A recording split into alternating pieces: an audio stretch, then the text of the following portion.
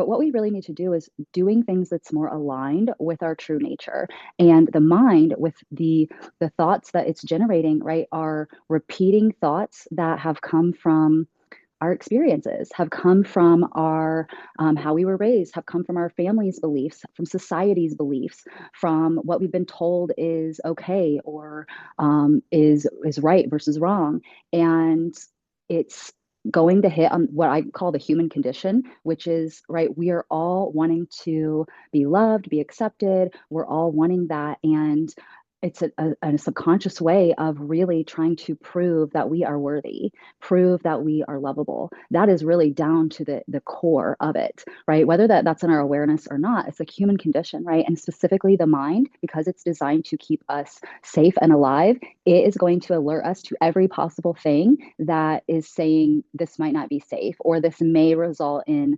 that thing that happened before where you didn't feel like you were enough, or that somebody else said that was wrong. Don't say that. Or no, that's not what you should do. You should do it this way instead. And so what we often focus on is what the mind is saying, or the specifics of what has to be done this way now, especially like, oh, I don't want to go into burnout. We have to do it this specific way.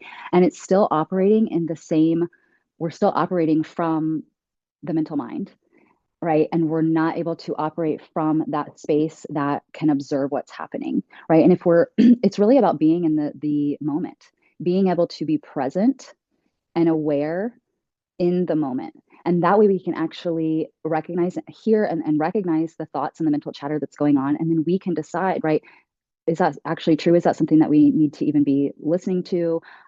Is that a thought that matters? Or do I just need to let that one pass through and go to the next? And honestly, we need our mind a lot less than what we have been trained and conditioned in. We often, like most of us, are operating from that most of the time, a majority of the time. And instead of operating from that presence, which really resonates for me of being in our heart space, but also it doesn't matter if that resonates, but it's being aware and present in the moment.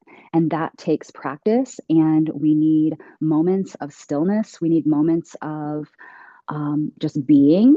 And so while, yes, we certainly do need rest. And for those who have been in a burnout phase, that's certainly a part of the process. But for those of you who you're not in burnout, or you're not even coming out of it, right? You've just experienced that before, or maybe you even work with people who are going through that or have been through that. We need to take it to the next level. And we need to recognize, right, that even at that point, our mind may be telling us things because it's saying, we don't want to go back to that. We don't ever want to. So it's now programmed to, because you've had in your awareness that, right, ooh, we didn't like that. That wasn't a line. I became burnout. Now your brain and your mind has picked up on, oh, okay, we don't want to go back to that. We've labeled that as unsafe